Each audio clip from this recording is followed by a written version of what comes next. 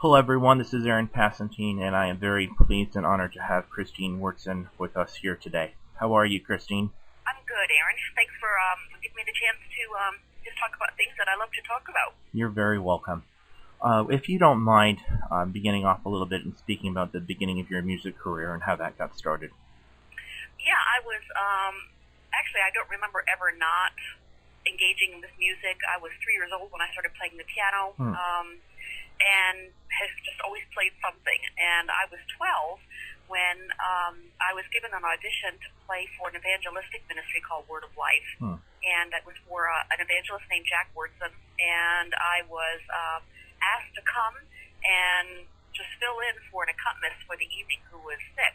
And when I did that, they were looking for somebody for the night who had a natural ear, who could play in any key, that kind of thing. And I was able to do that, not because I'm so wonderful or talented, just simply because God just chooses to spread out His gifts over His church, and just like anybody listening to this interview has gifts that I couldn't begin to do, God just decided when I was born to give me that musical gift. So when I did that successfully that evening, the evangelist said, "Oh my goodness, we have found a 12-year-old who can play anything in any key, and we just need to continue to do things with her. Maybe she can go on the road with us." So I began in high school traveling every weekend, all through high school and college, getting on a plane on Friday or a bus and traveling and getting my first taste of ministry. And I saw, that carried me through my teen years, and I saw, thousands and thousands of kids my age getting saved. And that really planted a seed. I ended up dating the evangelist's son and married him, which is why my last name is Wyrtzen. Yes. So God, absolutely had a plan and all that. But singing career, I was married. I was arranging for other music groups, and someone from this evangelistic organization asked me to arrange a bicentennial musical for 1976 that was going on the road. So I arranged the orchestra part and the choral and the soloist part. And then there was a part that was to be played by, it involved singing one song and then had some acting, but it was a small part. And they asked me if I would like to do it. And I said, well, I've never sung before. And they said, well, you can obviously do that because you've been teaching all these people their parts. So that was really the beginning. I sang that one solo, I don't know, maybe 6 weeks every night. And someone from Zondervan from Inspiration was in the audience and heard it, and that's what opened up singing. But I'll tell you, I was absolutely scared to death. I'm a shy, really introverted person, and I got sick for 5 or 6 years of doing concerts when it first started. So it's been a learning curve. Yes, wow. I know that there have been many songs, and I know that have blessed the hearts of so many people as they replay the records, and of course now the CDs that you have been able to produce. And I know one of them that I know I've appreciated was "The Lord Makes Me Happy." And if you don't mind explaining a little bit about that and perhaps what that means to you. Actually, nobody's ever picked that song, so I'm intrigued that you did. Oh, good. Okay. Let's see. The composer of that, the author of that, is Bill Butterworth, and he was, at the time that I recorded that, a youth pastor, and he is a very joyful personality. And one of his themes of his ministry was, why is the church full of sullen, depressed people? And I just don't get it. And, shouldn't anybody who's been rescued from eternal condemnation with a great love that Jesus had for his children by going to Calvary, shouldn't that permanently make us joyful? Yeah. And so that was the reason for that song, and it was fun singing it. I liked it. That's great. That's really interesting. I know that there are many different stories and different things that you share, and of course in the conferences and the different things that you do. And one of them is kind of known as a puzzle story, and I was appreciative if you could share a little bit about that. Yeah, that actually has changed my life. It was a dream. Yes. And I still, every single day, think about the lesson from that dream, and it shapes the decisions that I make. I share at every conference, and basically the dream was that in a time that I was very burned out. I had been betrayed badly in ministry, and I was in ashes. And I was asking the Lord about, if I was going to start again, what was the matter with how I had been conducting my ministry? Did I have an outlook that was not a biblical one? And so I had this dream, and in the dream I was standing on a platform giving a concert, and I was in the middle of this bright spotlight, and it was hot, very punishing, and the spotlight was actually so bright that I couldn't see how many people were in the audience. Wow. But I was, trying to function, and the thing about the dream was that I was not an adult, I was a child, and I was not singing and speaking. I was putting together a difficult jigsaw puzzle that consisted of tiny little black pieces with no picture. Just absolutely the kind of puzzle no adult would want to do, much less a child. Right. But I was giving it my best, and about the time that I would get a couple pieces together and think, you can do this, people from the audience would keep handing me more handfuls of black pieces. And I was just ready to just walk off and give up. And about that time, I noticed on the platform to my right, the curtain just moved, and I happened to glance over, and a man stepped out from behind the curtain, and I realized it was Jesus, and he said, "Christine, may I join you?" And I said, "Yes." So he came to the edge of the spotlight, and he said, "What are you doing?" And I said, "Well, I am trying to put together this jigsaw puzzle, and it's just too hard for me, and I don't know how I'm ever going to finish it." And he said, "Well, would you like to see the puzzle I have for you?" And I said, "You mean it's not this one?" And he said, "Oh, no." And he reached down and picked up the first handful of black pieces and said, "Well, no wonder these are giving you trouble. These pieces don't belong to you. They belong to your daughter's puzzle." And he handed them back to my daughter, who was then 18. And then he picked up the next handful and he said, "Well, these are going to do you in because these belong to another member of your family, an extended family member, and these are the consequences of her choices, but you don't want her to feel the pain of it. So you keep doing her puzzle for her. But the thing is, Christine, she needs the pain to come to me. So you need to give the pieces back." So I did that. And then he picked up the last handful and he said, "These are the trials in your life that in my sovereignty I have allowed. But they are too heavy for you to carry by yourself. Would you give them to me?" And I said yes. And now I had no more black puzzle, and I was thrilled. And he said, "Now here's the puzzle I have for you." And he took out from behind his back 3 large yellow pieces, each one about a foot high and a foot wide. And it was so easy. I was insulted, and I said, "But that's so simple." And he said, "Yes, my yoke is easy and my burden is light." And I said, "But I'm going to be finished with that puzzle in no time, and then what are we going to do?" And he said, "Then, Christine, we're going to get to be together and go play." And I said, "I don't know how to play." He said, "On the way there, I saw a litter of gray tiger kittens."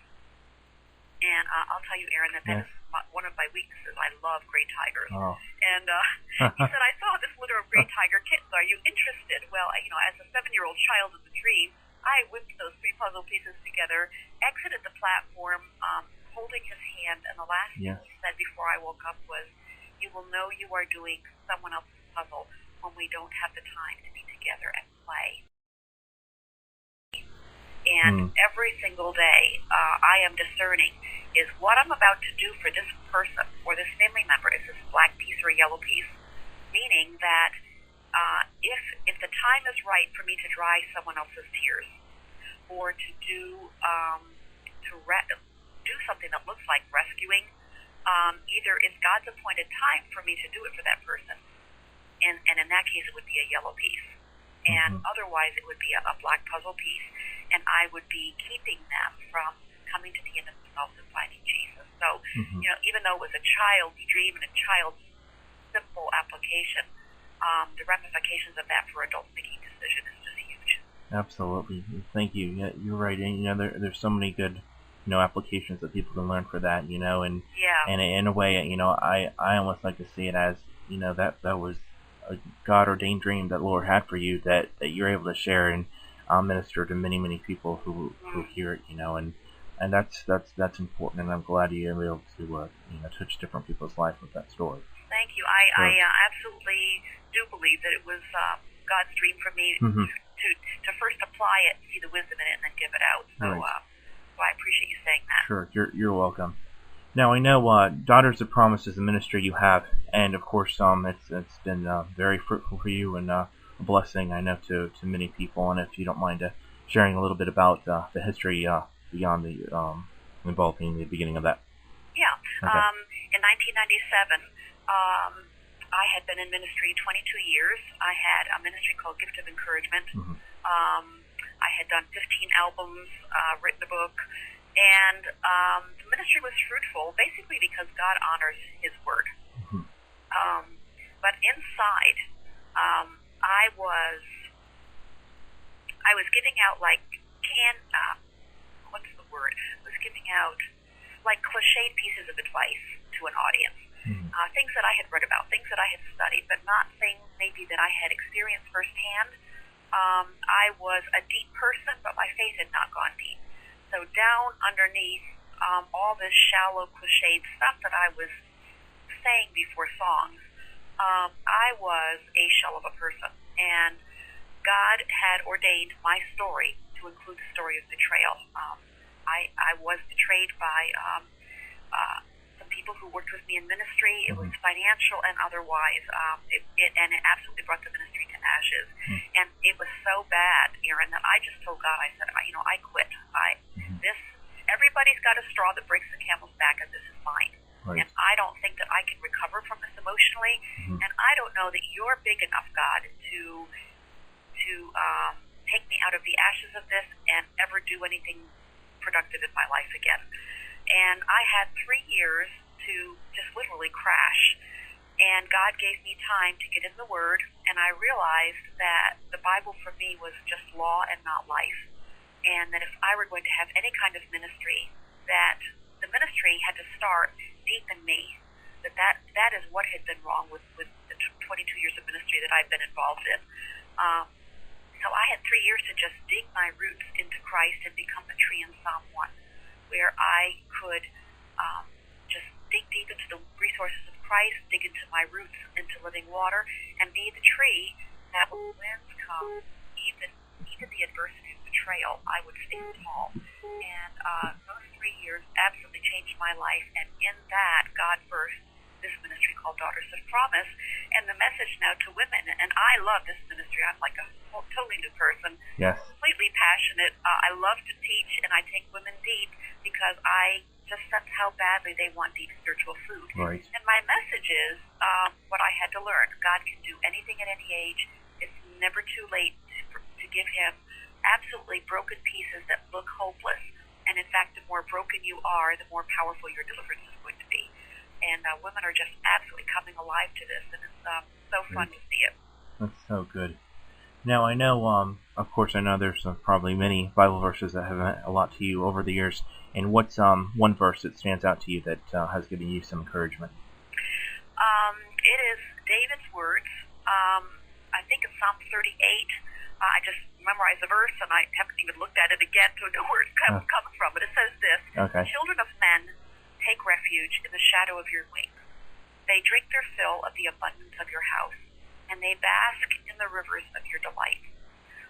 And the reason that is so beautiful to me is that for most of my life until 1997, I would read a verse of scripture like that, and it appeared to me to be just exquisite poetry to pick me up on a bad day, never realizing that the shelter of God's wings and basking in the rivers of His delight is an experiential reality that I am meant to engage in every single day. That there actually is a place that I can go to in the shelter of God's wings where the hug, the embrace of Him is so profound that consumes me in a way that people's scorn here or people's insults here, they pale compared to my experience every day under the shelter of His wings. And I have been cultivating the kind of relationship with Jesus where that becomes more and more real to me.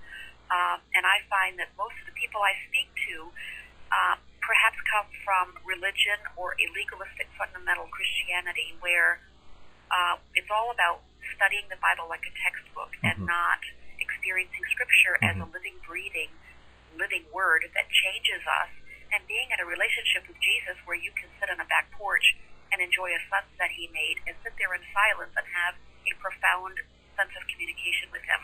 Right. So I start most every event with that passage, and just whet their appetite that if you don't have this kind of relationship, hopefully you will know how to begin one by the time the day ends. Right. And of course, the Lord has blessed you with a lot of other good talent as well, such as the flute and of course the piano. And I know that you've been able to minister to people with that as well. And I know that people enjoy hearing that too from you.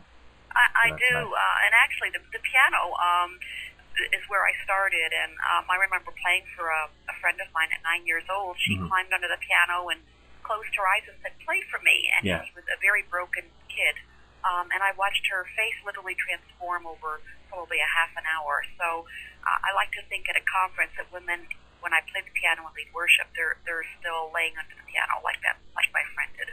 That's neat. And it gives you, I'm sure, a source of comfort knowing that Jesus is by your side, encouraging you and helping you along as you do this. And it's so good, I'm sure, for you to realize that too. And I know you know that too. So that's nice. No, but that's a beautiful way to come to an end of an interview, Aaron, because Yes. that's the only way ministry happens is if Jesus is leading me by the hand every day. Yes. I think of Solomon when he was asked what he wanted more than anything. He could have asked for anything, but he said, "I want wisdom because I'm a little child and I don't know which way to go." So here's a king who's saying, "I'm like a little child," and every day I start my day, Lord, this is your ministry. I am a little child and I don't know. I don't have any idea which way to take this today. So you need to lead me by the hand, and He does that for all of us. Right.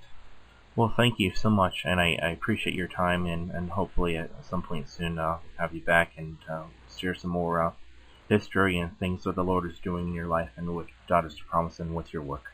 Well, I've enjoyed it. You gave great questions. Thank you so much. All right. Thanks so much, Aaron.